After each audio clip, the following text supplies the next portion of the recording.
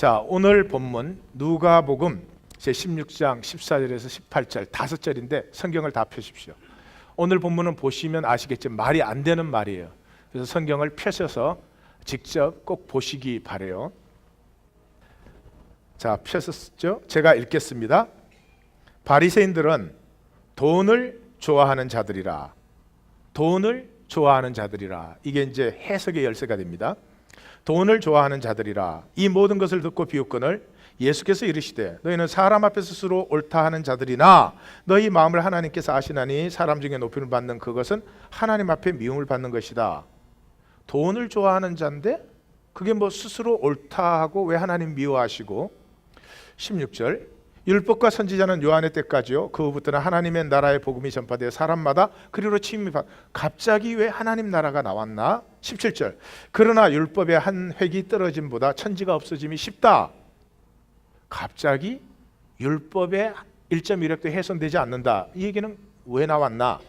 18절 무릇 자기 아내를 버리고 다른 데 장가드는 자도 가늠함이요 무릇 버림당한 여자에게 장가드는 자도 가늠함이니라. 웬 결혼 얘기, 이혼 얘기가 갑자기 나왔나? 이 5절은 우리가 얼떡 이러면 연결이 전혀 안 되는 내용입니다. 그만큼 우리의 생각은 굉장히 변질되어 있다. 이제 우리의 의식이 성경적으로 일치된다면 이것을 읽으실 때 뜻과 내용이 자연스럽게 이해가 되실 것입니다. 자, 오늘 본문이 바리새인들은 돈을 좋아하는 자들이라 예수님의 그 하신 비유를 비웃었다 그렇거든요. 그래서 들어가는 질문은 왜 돈을 좋아하는지 아십니까? 이 중에 혹시 돈 싫어하시는 분 있으세요? 혹시 돈 싫어하시는 분은 저에게 연락해 주시면 그 돈 제가 처리해 드리겠습니다. 예. 왜 돈을 좋아할까요? 답은 여러 가지가 있겠지만 근본적인 답은 편안함과 가시입니다. 이게 무슨 말인가? 편안함이라는 것은 굉장히 영적인 일입니다. 영적인 일이에요. 편안해야 된다는 생각이 딱 들어오는 순간부터 사람은 완전히 무기력해져 버립니다. 이 자본주의가 약속이 뭡니까? 삶을 편안하게 해주겠다는 것이죠. TV 전에 채널 돌리던 그것도 귀찮아서 이제는 이 리모컨을 누르는데 이제는 누르는 것도 귀찮아서 음성 메시지로 지시를 하는 것이 벌써 나왔습니다. 자본주의의 유일한 약속이 편안하게 해주겠다는 것입니다. 제가 요즘 읽는 자료가 일제 치하의 청년 운동에 대해서 좀 읽고 있습니다. 민족 진영도 그렇고 공산 진영도 그렇고 얼마나 가난한지 모릅니다. 그 삶 자체가 별로 배운 사람들도 아닙니다. 대부분이. 그 운동에 참여한 분들의 한 90%가 제대로 요즘 말하면 초등학교도 못 나오신 그런 분들입니다. 리더들 몇 명이 일본 유학도 하고 그런 분들이 계셨지만, 근데 민족 진영이든 공산 진영이든 그 배고프고 헐벗고 굶주린 상황에서 일제가 이 청년 운동을 이 민족 그 기상의 씨앗으로 봤기 때문에 almost every season 계절마다 이 잡듯이 잡는 거죠. 잡힌 사람은 그 고문의 혹독함을 말로 할 수 없고요. 절반 이상이 다 죽었습니다. 그런데도 36년 강점 기간 동안에 이 불길이 죽지 않았습니다. 아니, 점점 더 거세어졌습니다. 결국에는 많은 사람들이 만주로 건너가서 독립군에 들어가게 됩니다.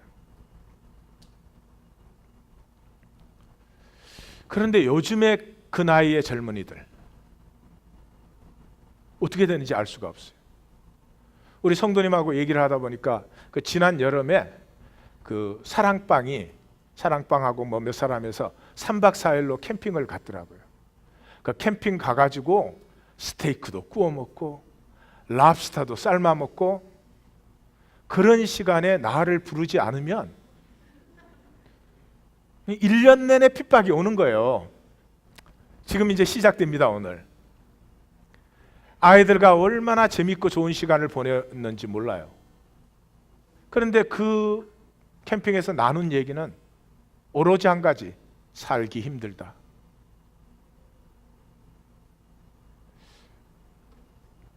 뭐가 그렇게 힘듭니까? 정말? 뭐가 그렇게 고난입니까? 헐벗고 굶주리면서도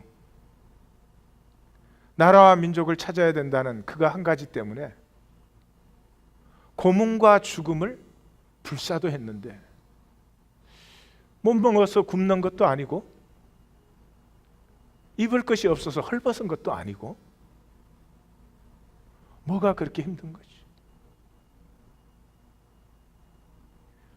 왜 힘들죠? 편안해야 되니까, 문제 없어야 되니까, 내가 원하는 건 마음대로 가질 수 있어야 되니까. 누가 더 잘 살고 있습니까? 누가 더 잘 살고 있습니까? 정말 안타까운 자본주의 아래 삶은요, 삶겨진 개구리 같은 삶이에요. 모든 것을 가지고 무기력에 시달려야 되는 그런 얘기입니다. 편안함은 내적인 것이죠. 그걸 어떻게 나타나죠? 과시. I am fine. I have no problem. 문제 속에 문제와 싸우는 것이 아름다운 삶인데, 문제 없는 것이 자랑이 된, I can control everything. 이것이 이 시대에 이렇게 많이 교육을 받고 이렇게 많은 정보와 지식을 가진 이 사람들을 이렇게 무기력하게, 그 많은 것을 가지고 얼마나 아름다울 수 있는데, 얼마나 의미 있고 가치 있게 피어날 수 있는데, 자신도 무기력해요. 자녀도 무기력하게 만들어요. 오늘은 선언문 이야기 중에 반대 이야기 두 번째 시간입니다. 지난주 6개의 반대 이야기를 보았습니다. 오늘은 누가복음은 전체가 반대 이야기입니다. 핵심이 거기에 있습니다. 그래서 그 부분을 보도록 하겠습니다. 누가복음은 누가가 사도 바울을 따라서 여행을 많이 했기 때문인지 인생을 journey, 여정으로 봅니다. 그래서 사도행전의 시작도 오직 성령이 임하시면 너희가 권능을 받고 예루살렘과 유다와 사마리아와 땅끝까지 여정으로 생각하는 사람이죠.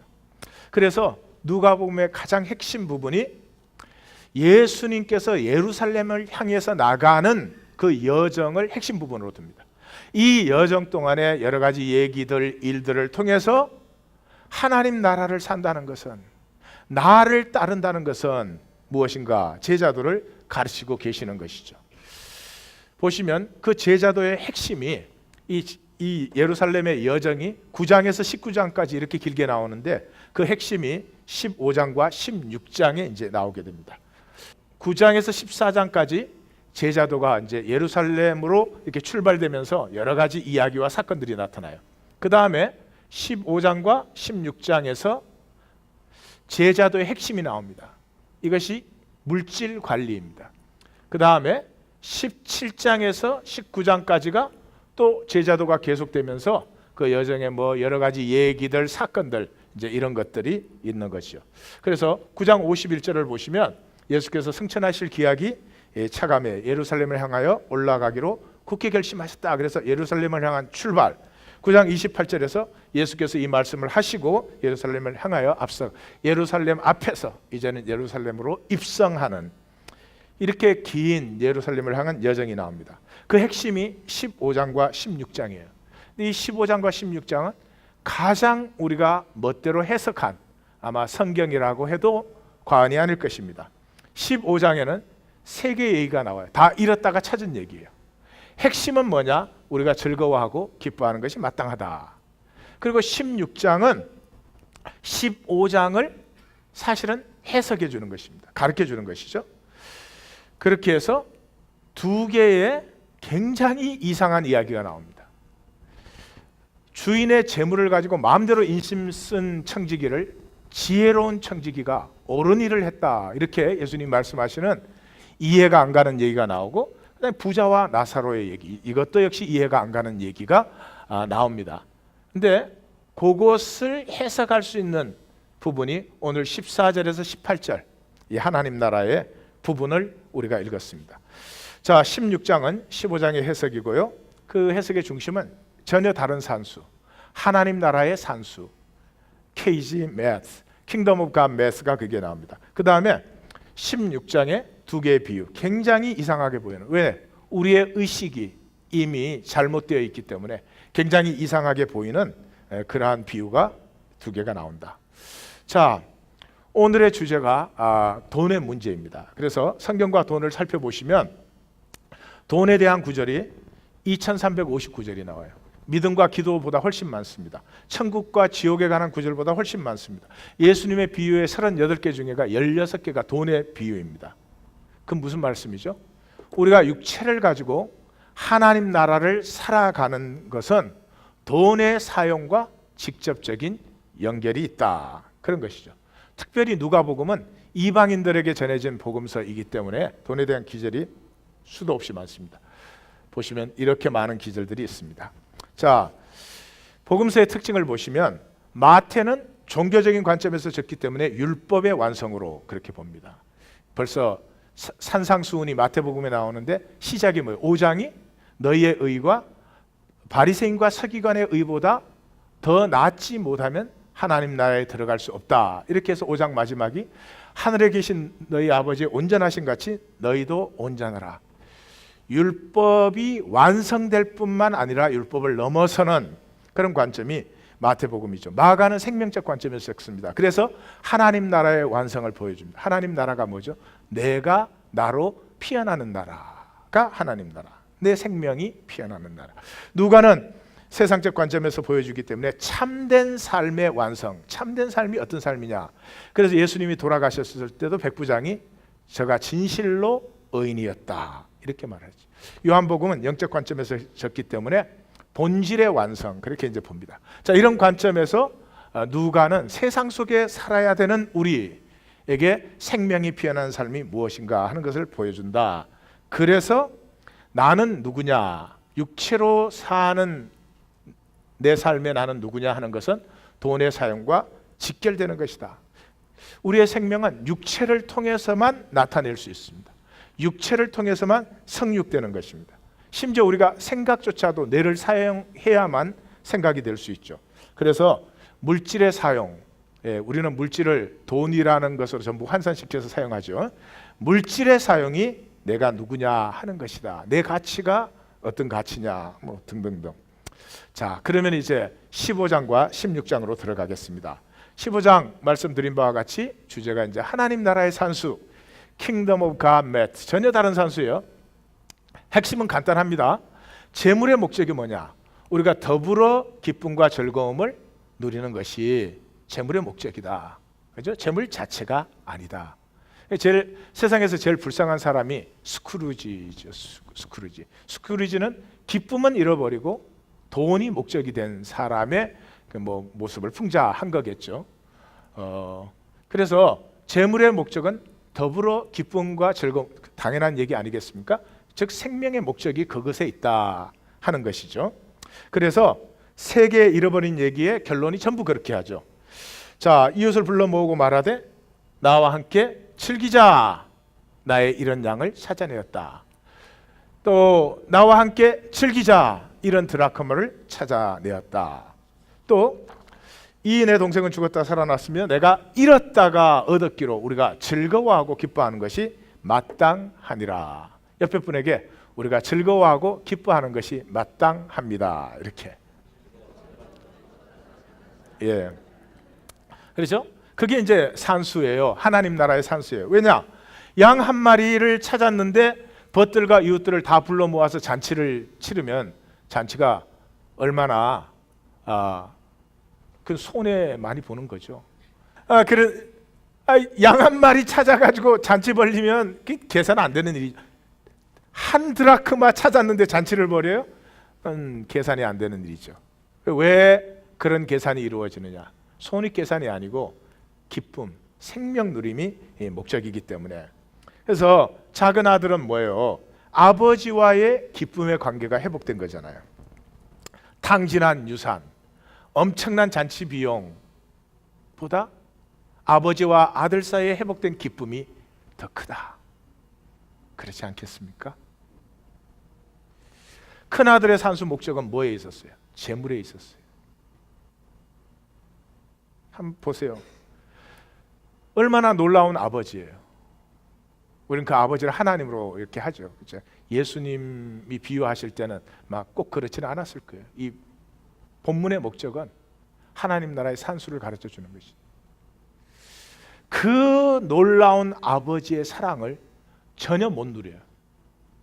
재물이 목적이 되니까 가슴에 분노와 원망만 가득했습니다. 나의 삶은 어떤 삶인가?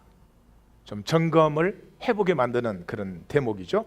자, 16장, 15장 간단하죠. 하나님 나라의 산수를 보여주고 있습니다.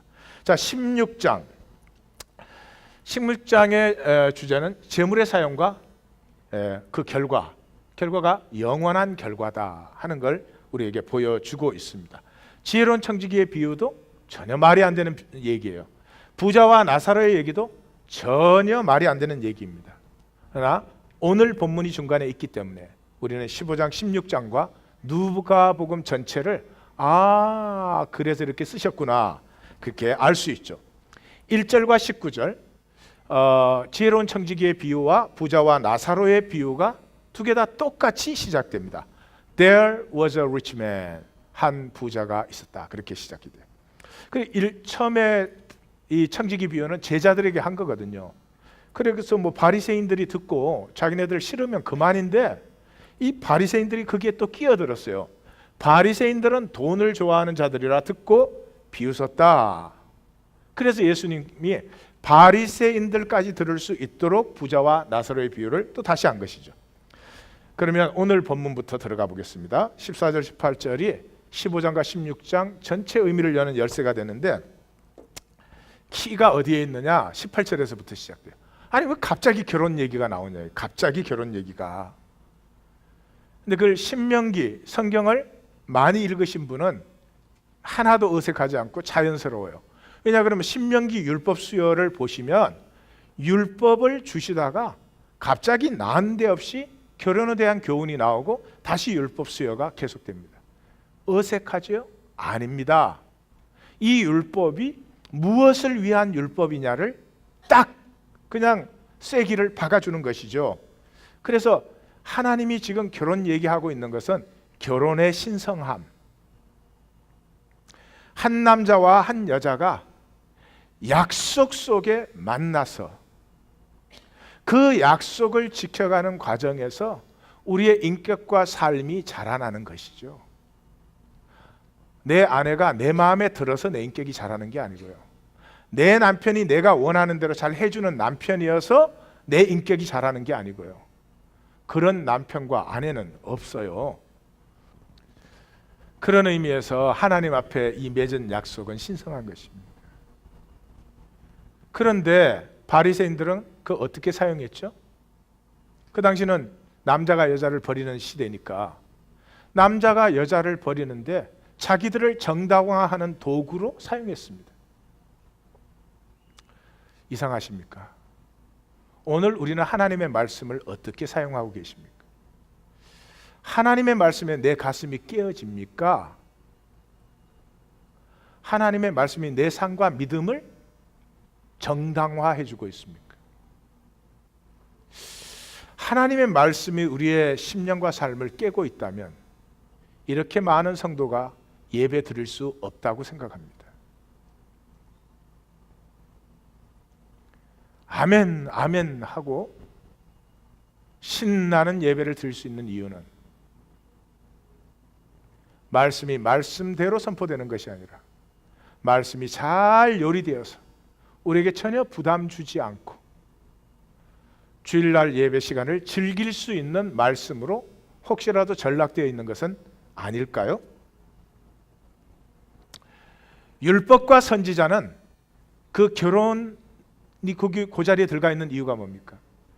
결혼을 가르쳐 줄 때는 결혼이 신성한 것이고 그와 마찬가지로 이 율법을 따라서 사는 삶 자체에 신성함을 주는데, 우리는 택한 백성이다, 우리는 이런 종교의식을 함으로 하나님 앞에 의로운 백성이라고 하는 자기 과시와 장난치는데 사용하는, 율법과 선지자는 하나님 나라를 가르치는데 그걸 가지고 장난쳐?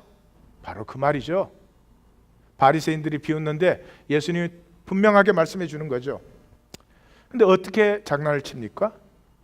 과시하는 거죠. 사람 앞에서 스스로 옳다하고 사람 중에 높임을 받는 것. 어떻습니까? 이 시대 교회 생활, 하나님 앞에 의로움을 향해서 우리가 나아가고 있습니까? 사람 앞에 과시하고 사람 앞에 옳다함을 받는 것을 향해서 나아가고 있습니다. 사람이 인정해주면 좀 신도나고, 사람이 인정해주지 않으면 또 교회도 옮길 수도 있고. 혹시 그런 것 아닌가요? 그렇다면 예수님 때나 지금이나 달라진 건 별로 없다. 근데 그것이 하나님 앞에 미움을 받는 것이다, 이렇게 말하죠.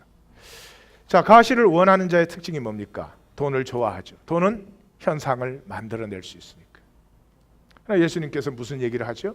율법 얘기를 한 다음에 갑자기 율법의 1.1획도 절대로 없어지지 않는다. 반드시 하나님 나라는 이루어진다. 그러므로 거짓에 속지 말라는 거죠. 자, 보십시오. 바리새인과 서기관들이 아주 율법을 잘 지키고 경건하게 행동합니다. 그런데 그들이 가짜라는 사실은 그 시대 3살 먹은 어린아이도 사실은 다 알았죠. 그 결과로 어떻게 됐습니까? 모든 백성의 신앙생활이 종교의식의 시간에 종교의식에 참여하고, 그것도 적당히, 그것이 신앙생활이 되고 말았죠. 오늘 시대는 어떻습니까? 저는 안타깝다고 표현을 해야 되는 걸까? 불쌍하다고 표현을 해야 되는 걸까? 이 시대 교회는 목회자도 불쌍하고 성도도 불쌍하고, 목회자들이 복음의 바른 능력과 진리를 전해받지 못했습니다. 교회가 살아온, 예수님께서 그렇게도 부딪혀야만 했던 장로들의 유전, 이 교회 지도자들이 만들어 온 전통과 습관, 그게 무시할 수가 없습니다. 그게 성경에서 나온 게 아니고 전통에서 나온 게 당연해도 그걸 버리는 것이, 우리 부모의 세대, 그 전 세대 다 그렇게 해왔는데 말처럼 되지 않습니다. 우리는 말로 읽으니까 장로들의 유전과 전통 이러니까 왜 그런 것 때문에 저렇게 가짜 신앙생활을 했을까, 그렇게 생각할 수 있지만 그것이 바로 우리의 모습입니다. 그러니 어떻게 돼요? 목회자들 속에 진짜가 없으니까. 진짜는 뭐겠어요? 여기에 10분이 계시든 100분이 계시든 하나님이 창조해서 이 땅에 보내신 생명인데, 그 하나하나의 생명이 생명 자체로 피어나면, 생명 자체로 피어나면, 이게 하나님이 만드시고 하나님이 함께 하시는 생명이기 때문에 창대하며 번성하며 땅끝까지 복이 되며 얼마나 아름답게 피어날 텐데, 그것을 섬기는 것이 목회자인데 목회자에게 그것이 없지요. 없으면 뭐가 되겠어요? 자리 많이 채우고 다른 교회나 목회보다 성공하는 것. 여러분, 그 이상 뭐가 있겠습니까? 말은 바리새인들이나 서기관처럼 훌륭하고 아름답게 할 수 있습니다. 사실은 본질에 그것이 있을까요? 없잖아요. 이렇게 해서 목사들마다 내 교회를 성장시켜야 되는, 성장 못 시키면 나는 무능력하고 못난 목사라는 이 의식에 짓눌려 있습니다. 어떻게 성도들이 피어나겠습니까? 성도들이 교회 나오는데 그거 모릅니까? 그거 모릅니까? 목사와 장로, 집사들이 온전한 진짜라고 생각하십니까? 다 아시죠. 그러니까 성도들의 신앙생활이 어떻게 되어 있어요? 목사보다 조금 못하게 적당한 가짜. 헌신과 희생은 있을 수가 없죠. 시대가 참 흐려져 버렸지만 진실은 진실입니다. 하나님의 나라는 율법의 1.1획도 피하지 않습니다. 성경이 가르친 길을 아무도 안 걸어도 원하시는 사람은 걸으셔야 됩니다. 내 수준에서 가장 성의 있고 성실하게 그 길을 가야 됩니다. 내 수준에서 완성까지 가셔야 됩니다. 그러면 압니다. 나에게서 날 수 없는 것이라는 것을. 그때 내가 평생에 만들어 온 껍질이 깨어집니다. 절대로 다른 길이 없습니다. 내 껍질 깨어지고 싶지요. 나로 자유하고 싶죠. 깨어지지 않습니다. 적당히 요령 부리고 가짜 안에서 적당히 행동하는 것으로 되지 않습니다. 정말로 하나님 나라를 향할 거냐? 하나님 앞에 매일 기도하는 것, 묵상하는 것, 끊임없이 내 생각이 그리스도께 사로잡히기를 원하는 이 훈련, 그거 내 수준에서 내 나름대로 철저하게 하지 않고, 그리고 어느 날 갑자기 뭐 하나님 나라가 어디 열립니까? 떨어집니까? 그렇다는 것이죠. 사실은 너무 선명한 본문인데 이 본문이 오늘 우리의 의식, 잘 말이 연결되지 않게 들리는 것은 오늘 우리의 의식이 사실은 얼마나 흐트러져 버렸나. 적당히 가짜로 얼마든지 할 수 있는 교회 생활 속에 우리 의식 자체가 얼마나 흐려져 버렸는가 하는 것을 얘기하고 있죠.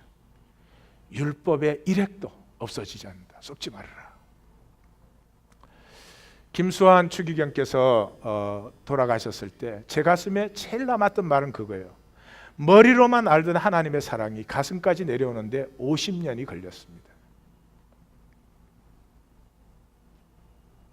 가슴에 내려오기까지는 거짓이죠. 가짜죠. 50년이 걸렸대. 나는 목회 어떻게 하라고 저런 말씀을 하시고 가. 자기는 가니까.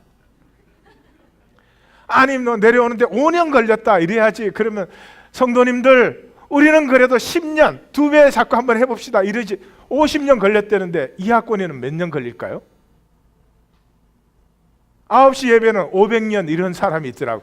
이야 이게 정말 어떻게 그렇게 적나라하게 가짜인 걸 밝힐 수가 있나요? 아니에요. 저분께서 50년 걸리셨기 때문에 우리가 5년 걸릴 수 있어요. 저분은 그 길을 가시고 우리에게 말씀해 주셨잖아요. 그러므로 이제는 우리는 망설임 없이 그 길을 갈 수 있어요. 아, 내가 가는 길은 머리로 아는 하나님의 사랑이 내 가슴이 돼야 되는구나. 그때 그 가슴이 깨어진 때예요. 아세요? 가슴이 깨어질 때 아름다워져요. 가슴 깨어질 때까지 추해요. 아무리 멋있게 하고 나오셔도 추해요.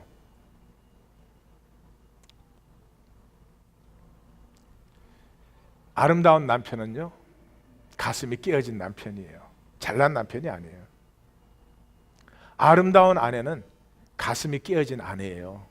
성형수술한 아내가 아니에요.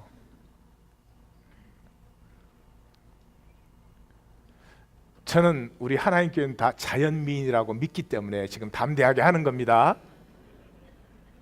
시험에 들지 마시기를. 자, 그것이 오늘 우리의 본문이었습니다. 그러면 이제 두 개의 이상한 비유로 들어가 보죠. 지혜로운 청지기의 비유. 청지기가 누구예요? 주인의 뜻을 따라 재물을 관리하는 사람이 청지기예요. 그러면 주인의 뜻은 뭐였어요? 기쁨을 창조하는 거였죠. 그런데 이 청지기가 소유를 낭비한다. 그러면 주인의 뜻에 의해서 소유의 낭비는 뭐예요? 재물은 사용하지만 기쁨은 창조하지 못하는 거죠. 우리의 모습 아닐까요? 우리의 삶의 모습 아닐까요? 열심히 돈을 벌어서 그렇게 열심히 돈을 쓰는데 기쁨은 없어요. 돈 쓴다는 만족감은 잠시 있지만 진정한 joy는 상실한 우리의 삶이 아닐까요? 그래서 주인이 안 되겠다, 더 이상 맡길 수 없다, 이렇게 했습니다. 자신이 가난하다고 생각하시는 분은 한번 정직하게 생각해 보십시다. 하나님이 능력이 없어서 나에게 못 맡기실까요? 아니면 하나님이 맡기시면 더 화가 되기 때문에 못 맡기시는 걸까요? 하나님은 우리에게 맡기시고 싶어 하실 것입니다. 더 맡겨서는 안 되겠구나, 이런 청지기는 우리 하나님 교회는 없을 줄 믿습니다.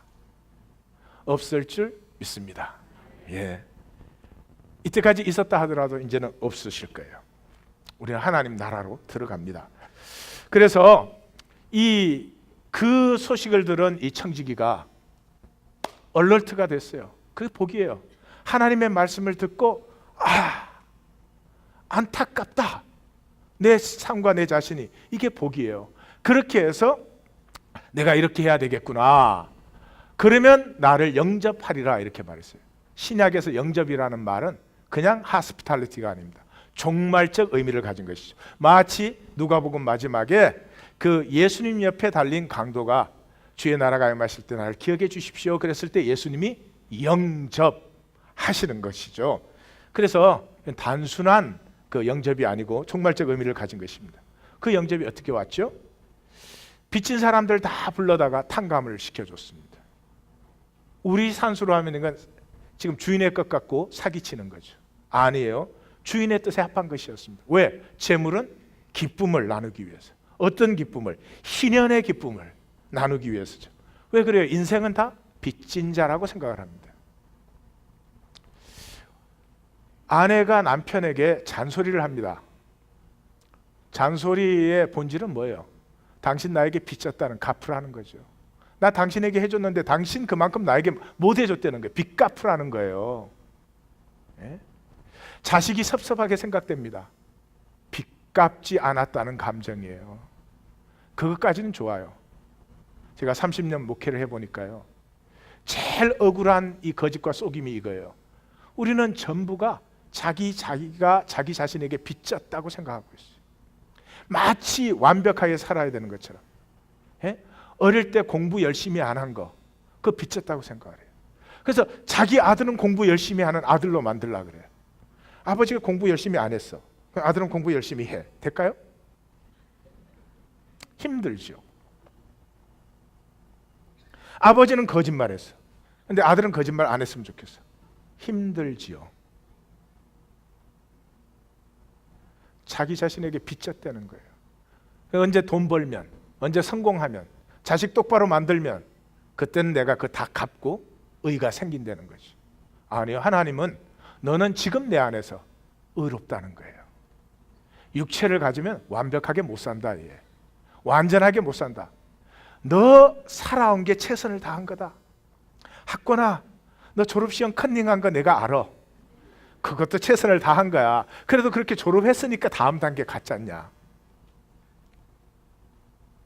이렇게까지 고백해도 안 바뀔 거요? 자신을 용서하십시오. Please, I ask you, forgive yourself. 하나님 사랑 안에서는요, You didn't owe anything. 여기까지 오시느라고 고생 많이 하셨어요. 이만큼 사신 것 잘 사신 거예요. 이제는 그렇게까지 해도 안 되는구나, 그것만 깨달으시면 이때까지 삶의 모든 목적이 이루어지신 거예요. 그래서 하나님과 함께 해야 되겠구나. 하나님과 함께 해야 되는 거 다 알지요.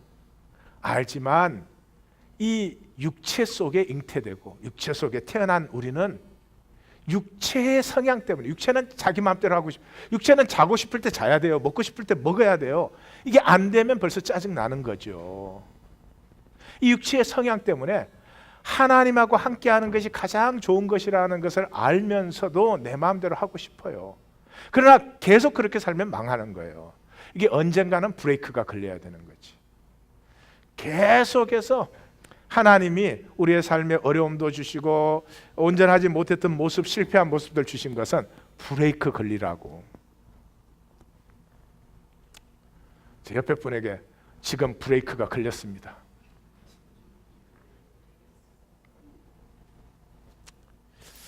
예.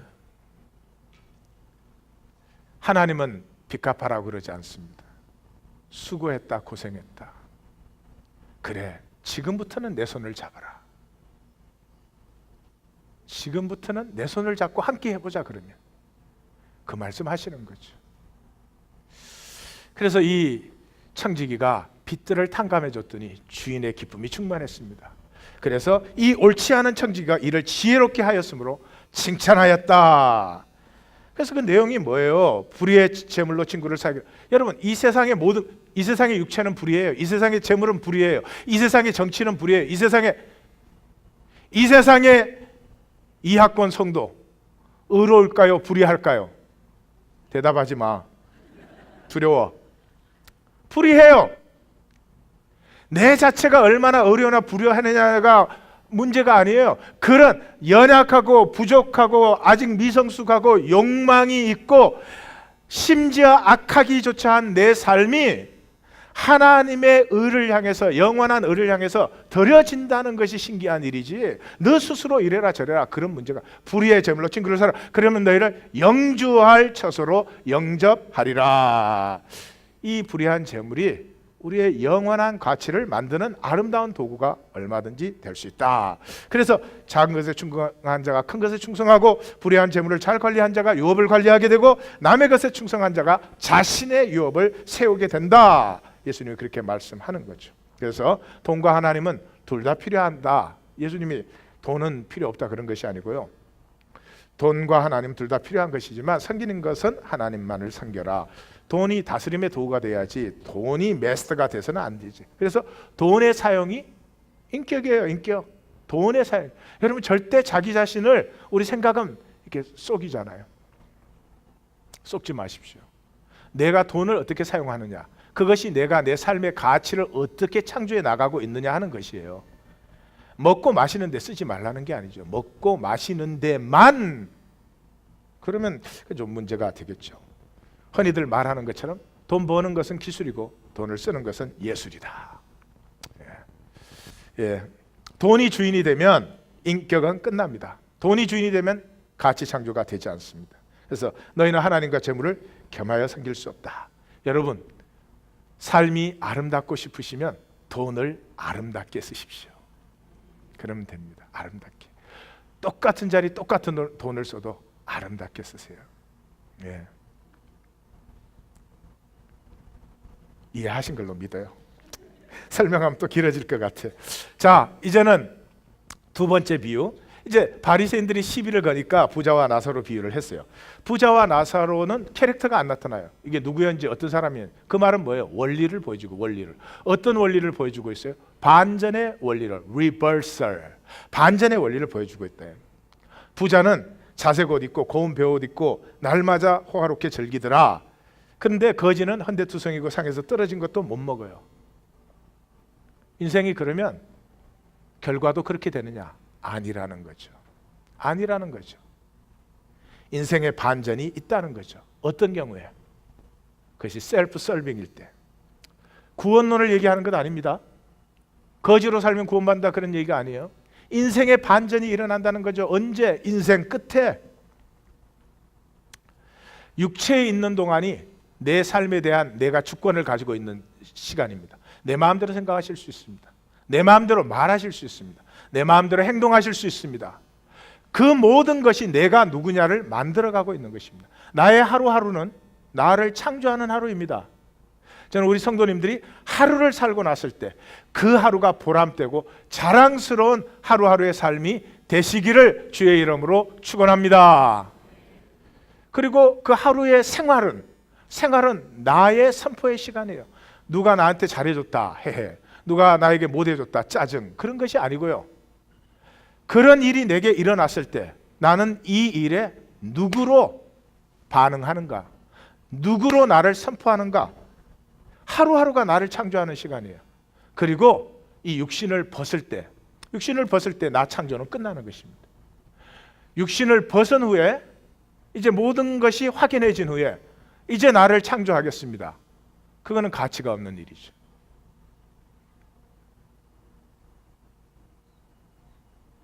그건 가치가 없는 일이죠.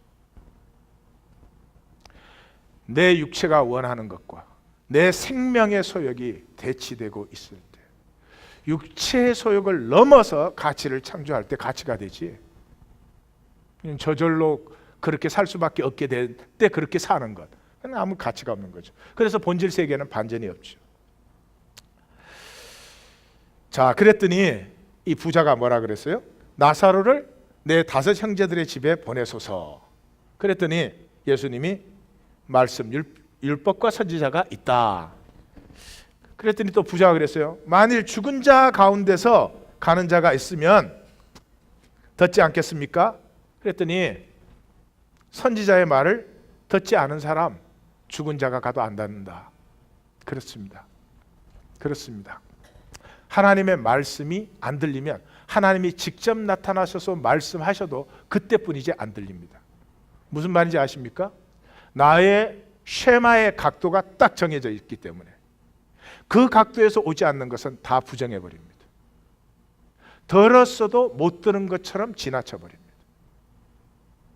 그렇습니다. 눈의 비늘이 벗겨지고 듣는 길을 주시옵소서. 몰라서 안 사는 것이 아니라 they don't listen. 그래서 결론, 돈은 그 자체가 목적이 아니다. 돈의 사용을 통해서 세우는 영원한 생명, 영원한 가치가 목적이다. 그러므로 돈을 위해 살지 말고 생명, I am, 나됨의 기쁨을 누리며 삽시다. 그랬더니 하나님 교회 성도들이 그거야 이미 알지요. 그러나 그것도 돈이 있어야 해요. 그렇게 대답을 했어요. 그래서 예수님이 그걸 미리 아시고 예루살렘 입성 다음에 얘기를 또 준비해 놓으셨어요. 지금부터 2부 설교가 시작되겠습니다. 자, 그러면 20장부터 예루살렘 입성 후에 예수님의 얘기를 또 들어보십시다. 이렇게 대칭 구조로 되어 있어요. 들어가시면서 이 건물들을 보시나이까. 그러니까 현상은 현상으로 끝나, 거짓은 거짓으로 끝나. 파멸을 예언하시죠. 근데 끝에 뭐예요? 환난과 역사의 종말을 얘기하시죠. 이게 서로 대칭되죠. 그 다음에 이제 이 성전을 헐라, 부정하시죠. 성전이 헐렸으면 종교는 끝난 것이죠. 종교는 끝났어요.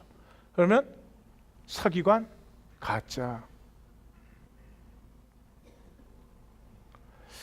가짜 종교와 거짓 삶. 그 다음에 무슨 권세로 그러느냐라고 질문을 받는 것과 가이사의 것은 가이사에게, 하나님의 것은 하나님의 것에게 해도 대칭이 되죠. 그 핵심 부분이 뭐예요? 머릿돌, 포도 농부의 비유죠. 이 머릿돌이에요. 모퉁이돌이 아닙니다. 한국말에는 모퉁이돌이라는 말이 없어요. 머릿돌은 뭐냐 그러면 집을 지을 때 대목이 기초 중에 기초죠. 가장 기초의 중요한 부분에 머릿돌을 딱 띄우고 세우고 거기에서부터 먹줄을 띄워서 기초를 잡아 나가는 거예요. 기초가 잡혀야 기둥이 세워지고, 기둥이 세워지면 보가 연결되고, 보가 얹어지면 슥가래를 얹고, 슥가래를 얹으면 널판을 깔아서 거기에 흙을 넣고 기하를 입히는 거예요. 그래야 이제 공사를 내부로 할 수 있어요. 노가다 출신만 알 수 있는 겁니다. 그걸 머릿돌이라 그래요. 유시간 말로는 정초석이다 그래요. 그거를 영어로 코너스톤이라고 그러니까 그 코너라는 단어를 그대로 불어가지고 모퉁이돌이라고 번역을 해놨어요. 한국말에는 모퉁이돌이라는 말이 없습니다. 머릿돌. 그 모퉁이돌은 또 의미도 불분명하잖아요. 머릿돌. 예, 머릿돌의 문제예요. 머릿돌. 기초 중에 기초의 문제예요. 무슨 말이냐? 자, 이 비유는 예루살렘에 들어가자마자 사람들이 질문하고 사람들에게 도전을 받아서 항상 반응을 하셨는데, 예수님이 이니시에이티브를 쥐고 주도적으로 하시는 교훈이에요. 그가 또 이 비유로 백성에게 말씀하시기 시작하시느라. 그래서 굉장히 원어적으로 보면 강조를 하고 있어요. 그 다음에 내용은 뭐 다 알죠? 포도원 주인이 농부들에게 세를 주고 타국에 오래 가 있어요. 그래서 소출을 받으러 종들을 보냈더니 종들을 다 죽였어요. 마지막으로 아들을 보냈더니 아들도 죽이고는 포도원을 차지하리라 이렇게 말했어요. 그래서 주인이 농부들을 진멸하고 그 유업을 빼앗아 다른 사람에게 맡겼다, 그런 얘기죠. 의미는 간단하지 않습니까? 예수님 자신이 마지막에 그 의미를 설명해 주죠. 건축자들의 버린 돌이 머릿돌이 되었다. 시편 118편에도 역시 나오는 말인데, 다시 말해서 뭐예요? 왜 농부들이 그런 일을 했느냐는 거죠. 기초를 잘못 잡은 거예요. 기초를 엉뚱한 데 잡았기 때문에 그런 일을 하고 있는 거죠. 그래서 생명과 기초는, 그러면서 예수님이 약간 이해가 안 가는 말을 하죠. 무릇 이 돌 위에 떨어지는 자는 깨어지겠고 이 돌이 사람 위에 떨어지면 그를 가루로 만들어 흩으리라. Either way. 돌이 사람 위에 떨어지는, 기초가 사람 위에 떨어지지 사람이 기초 위에 떨어지는데, 생명과 기초는 연합되어야 되는 것이지 생명과 기초는 대립되어서는 안 된다. 집이라고 하는 것은요, 머릿돌로부터 시작되어서 모든 것이 연결되어야 집이 되는 것이에요. 그런데 만약에 다른 기초가 이 머릿돌하고 대립을 한다면, 그 라인이 얼라인먼트 되지 않고 각도가 기울어 있다면 결국은 무너지고 마는 것이죠. 적용. 그래서 당신의 삶의 기초는 무엇입니까? 당신의 삶의 기초가 물질이 되면 생존을 살게 됩니다. 생존은 뭐냐? 주인 노릇 하려는 거죠. To control. 내가 내 삶의 주인이 되어서 내가 내 모든 것을 컨트롤해야 되겠다는 거죠. 문제없이 편안하게, 과시도 좀 하고 그렇게 살자는 거죠. 그 중심은 욕망이에요. 육체, 이 없어질 육체에서 나온 것임을 깨달으셔야 돼요. 육체의 본능적인 욕망이에요. 그 정세는 불안해요. 그래서 내 마음대로 컨트롤되는 게 있나요? 내 자신도 컨트롤 안 돼요. 불안하죠. 그래서 삶의 모습이 인색해요. 제가 이 30년 목회를 해보니까요, 가장 어리석은 게 인색함이에요. 인색하다는 말은 뭐냐 그러면 항상 자기 이익을 먼저 챙기는 거예요. 내 이익을 먼저 이렇게 챙겨 놓는 거예요. 우리 곁에 그런 사람들 있죠? 가족 중에도 그런 사람들이 있죠? 이렇게 가족들이 다 모일 때 보면 꼭 있잖아요. 우리 가족도 모이면 내가 있잖아요. 근데 이제 처음에는 좀 믿기도 하고 그렇지만 좀 지나면 어때요? 불쌍해 보이잖아요. 불쌍해 보이잖아요. 뭐 대단한 걸 나누는 것도 아니고 자기가 나눌 수 있는 만큼 나누면 되는데 그게 안 되는 거죠. 그게 안 되는 거예요. 그냥 영적인 것이고 깊은 이유지만은 안 돼요. 그래서 사실은 참 사랑받고 싶은데 실제적으로 어디를 가나 왕따를 당하는 사람이 돼요. 누구도 좋아하지 않아요. 사실은 뭐 간단한 얘기 아닙니까? 내가 챙기는 이익이 얼마나 대단한 이익이세요? 좀 다른 사람의 이익을 먼저 챙겨줘 보세요. 왜 이 말을 하는데 갑자기 밥 먹을 때 내가 항상 앞서는 생각이 나는지 모르겠어요. 이것 때문에 이제 제일 뒤로 가야 될 것 같아요. 사실은 평생을 그렇게 따져갖고 지킨 이익이 얼마나 되나요? 얼마 되지도 않은데 인생만 베리는 거예요. 또 목회를 하면서 또 잘 이해가 안 되는 게 또 그런 거더라고요. 사람한테는 인심 얻으려고 인심을 잘 쓰면서 하나님한테는 그렇게 인색해요. 이 시대의 교회가 가짜 성분이 많으니까 그 역시 성도님들이 쏘가서 그렇게 어리석은 모습이 되지 않았나, 뭐 그런 생각이 들어요. 남편이십니까? 아내에게 너무 인색하지 마십시오. 아내이십니까? 남자들 힘들어요. 힘들다고요. 설교 중에 가끔씩은 진실이 나오는군요. 예. 너무 인색하지 마세요. 예수 그리스도가 기초이십니까? 그러면 어떻게 돼요? 생명을 살죠. 생명을 산다는 말은, 생명은 내가 만든 적이 없으니까 청지기, 맡은 자의 삶을 살지요. 그러면 중심에는 항상 은혜가 있죠. 나를 창조하시고 똑바로 살지 못하는데도 그렇게 사랑해 주시는 그 하나님 은혜 속에 사랑받는 자로서의 나로서, 빌러브드로서의 제가 뭐를 똑바로 하겠어요? 하는 게 있겠어요? 그래도 제가 당당할 때가 있습니다. 언제? 하나님 앞에 나갈 때. 하나님 없으면 나도 좀 못 살죠. 그러나 못 산다라고 느낄 정도로 아직 제가 성숙하지 않아요. 하나님 없으면 불편한 점이 많겠다, 그 정도까지는 느끼는 것 같아요. 그러나 한 가지 확실한 게 있어요. 나 없으면 하나님 못 산다. 나하고 관계에서는 그래요. 쟤 하는 짓을 보면 아이고 쟤는 세상에 놔둬야 덕될 것 없겠다, 그냥 적당히 치우자. 옛날에 그러셨어도 수십 번 그러셨을 거예요. 못 그래요. 언젠가 성숙해가지고 제대로 될 때까지